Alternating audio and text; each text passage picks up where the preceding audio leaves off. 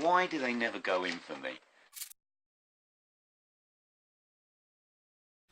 Hello, you fine people. Here I am again with another vinyl Wodge, back again with a collection of varied records that I've picked up.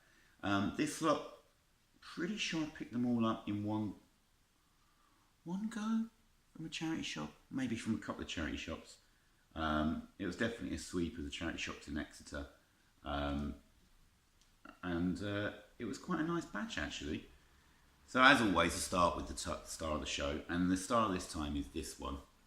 So here we go.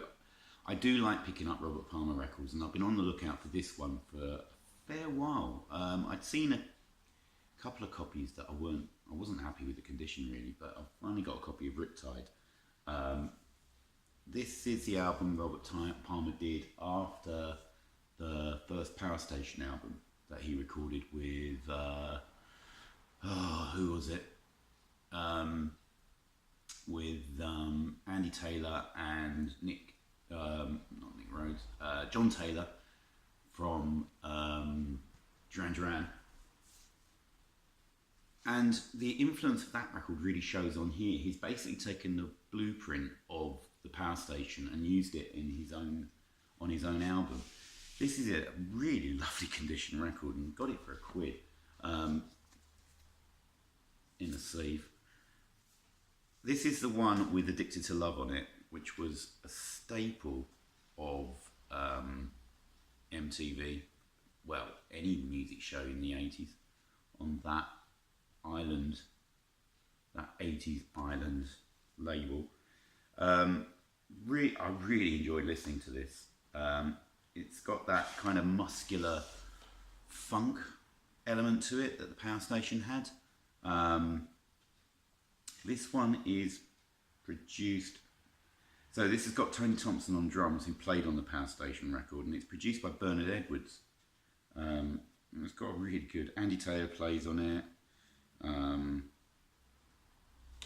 It's got some really good songs on it. It's got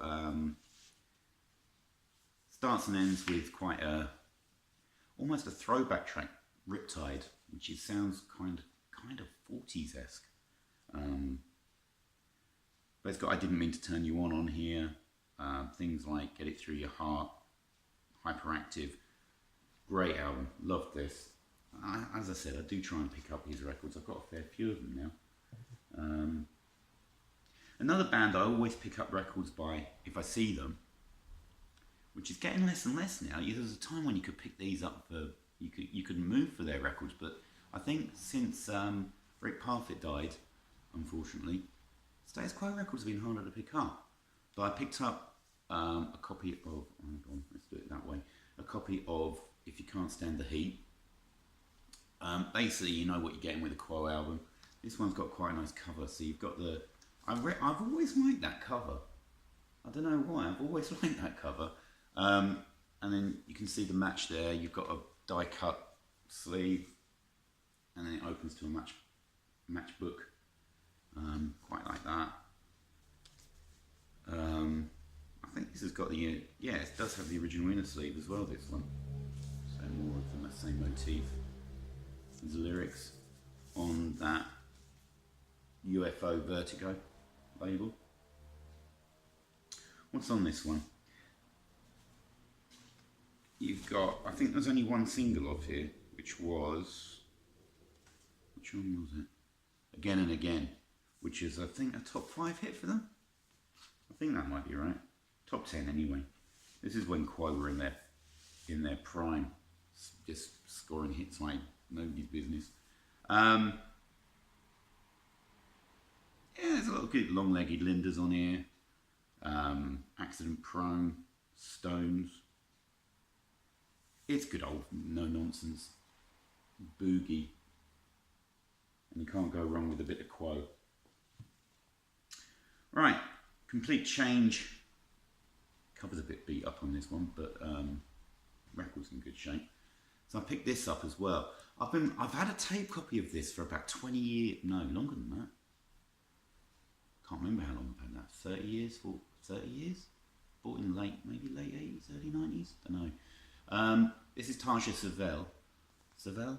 Yeah, Savelle. And this is her album. What's it called? This is. Oh, it's just a self-titled Taja Savelle. Released on Paisley Park. The big hit, in fact, her only big hit was on this is, in fact, in her whole career was Love is Contagious, which is kind of like quite a mellow, jazzy pop song. Loved it at the time, still love it.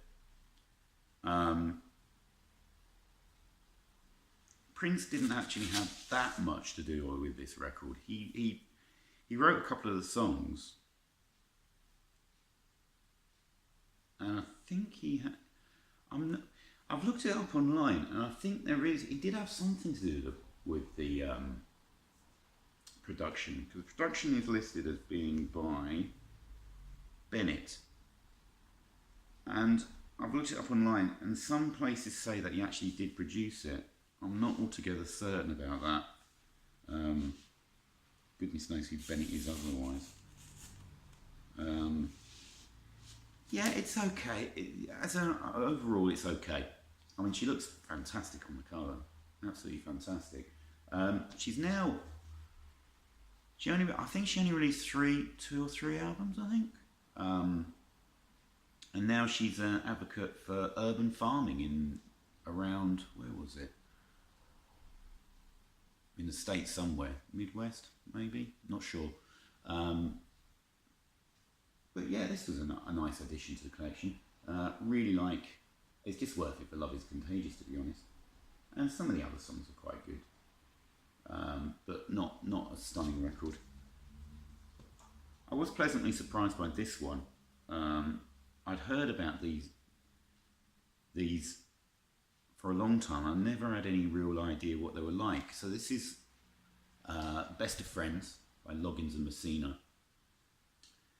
So this is Jim Messina from Buffalo, Springfield and Poco, who took, basically, I think they started recording together. So Kenny Loggins, of course, is better known for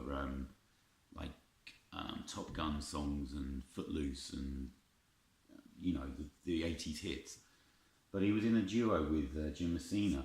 Apparently, Jim Messina took Kenny Loggins under his wing a bit. It wasn't originally meant to be a collaboration. I think he produced or lent a helping hand to Kenny Loggins' first LP, and then it ended up becoming a partnership. Apparently really successful in the States during the early 70s. This is quite nice, actually. Kind of bit of country rock, bit of folk rock, bit of singer-songwriter stuff. Yeah, I quite like this. And I didn't realise they actually did. Did they do it? Was it their song? I think they did actually write "Your Mama Don't Dance," which I know of the. Who covered it on that? Well, from the Decline of Western Civilization Part 3, the Metal Years film and album. I can't remember. Was it somebody like Poison or somebody? I should have a look at that. I didn't realise they actually recorded that first on their Sunburst. What's it called? Sunset? CBS? I think is now what it's called. So I heard somebody else talk about it. But yeah, I thought this was quite a nice record, nice introduction to their stuff.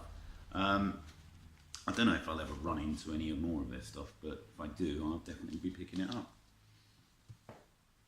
The last of the LPs that I picked up in this batch is by Hank Williams Jr. and this is 11 Roses, released in 1972 on MGM. This is not that it's a bad record. I quite enjoy listening to it, but it's a miserable record. God, you wouldn't want to play this if you were in a bad mood. I say that because it's just full of tales of infidelity, cheating, misery, and mostly seems to be brought on by the, I don't know whether it's autobiographical or whether it's him singing in character, but the proponent of each song just seems to bring it on himself. It's like, if it's not him being a complete tosser, it's like he's running into his wife cheating on him because he's been cheating, and it's just miserable. And it's summed up by the last track, I Hope It Rains Today. But I actually really enjoyed it. It sounds good. Some of it seems to be a bit tinged by that kind of Baroque, Scott Walker-esque, I don't know, maybe it's just me, sound mixed in with a more mainstream Nashville sound, I think. I'm sure somebody will put me wrong, whether it is Headley, Where Are You? But yeah, it's a decent enough record. I quite enjoy it. I will listen to that again. Really enjoyed it. So I'm just going to round off with a few 12 inches that I also picked up at the same time. First of the 12 inches is this. Now this was actually the band name to start with, but this is actually pronounced Freur. And this single is Doot Doot. What's interesting about this single is this was the first single from the band who contained, oh god, I can't remember the name, Carl Hyde and what's his face from Underworld. So this was the band they were in from South Wales. Well, Wales anyway.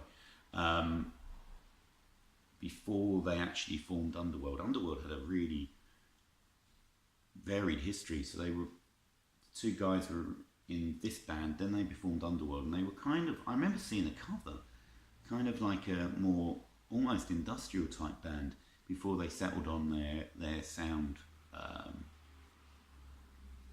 that they had more success with in the 90s, like on Dub No Bass and Second Toughest in the Influence, and you know the rest, and Trainspotting history, you know that, yeah.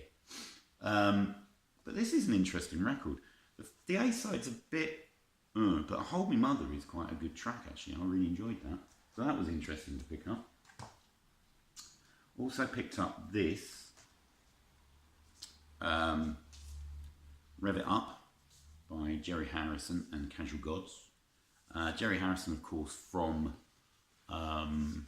Talking Heads. So this was his band, side band. I think they kind of existed around concurrently with Talking Heads. And it's 3 mixes of songs. Right, nice label. Rev It Up, which is quite a good song actually. It's got the To Hella and Back mix and the Bad Bruce's Wisconsin dub, and it's also got an Aboriginal mix of Bobby, which I don't know was on the album Casual Gods. But as you can see, it says on there, free poster, and it does in fact have it, if I can find it. I mean, it's more of a print than a poster. Picture of the, that was quite nice, it was still in there. Yeah, it's quite nice, quite funky. Yeah, good listen, like that. The next one is probably many people would consider to be one of my usual lapse of taste. I don't care. Every so often, during the 80s, 90s, there would be pop songs that would just grab my attention. And a lot of people would put this one in the same sort of vein as, I don't know, the trashy novelty crap that kept popping up in the 80s and the early 90s. You know, like Firm, Star Trek In, like Jive Bunny. But I actually really rate this song. So this is Too Unlimited. Get ready for this. I think this was Europop genius, actually. Yeah, it's 2 mixes of Get Ready for This. We've got the orchestral mix and the 800 mix. Orchestral mix, I can't hear any orchestra on it. I don't think there is any. So this was before the 2 front people for the band sort of try to get any involvement. So this was definitely a studio creation by Phil Wilde and Jean-Paul da Costa, distributed through PWL. So I do have a Pete Waterman record in my collection, but this really had nothing to do with him. I like this. I don't believe in guilty pleasures. Don't believe in guilty pleasures, but I just go for music I like, and I like this. There we go. Okay, round off with the best of the 12 inches. Brilliant band from the 80s. Brilliant. So I picked up a Psychedelic Furs 12 inch, The Ghost in You, off their album, which I also already have, Mirror Moves. So it's got the full length version of Ghost in You, which is a great track. And it's got a 12 inch filler called Another Edge, which is actually pretty interesting. It's an instrumental. I think there's some cut up vocals, so I don't know whether they've got vocals off another track. Really good, really interesting experimental track. Yeah, it's a filler, but it's good. There's the label. And then a live version of Pressman Gas, originally recorded for the King Biscuit Flower Hour, which is something that's put out in the States, isn't it? Isn't that some sort of radio show? Like, that's spread among the, offered out to different radio stations and stuff, I think. So there we go. Psychedelic Furs, Ghost in You. So there we go. Wodge done. Hope you enjoyed some of those. Hope you had a bit of a laugh at some of them. But cracking Wodge records. There we go. So as always, thanks for watching, and I'll see you all again soon. Cheers, VC. Bye.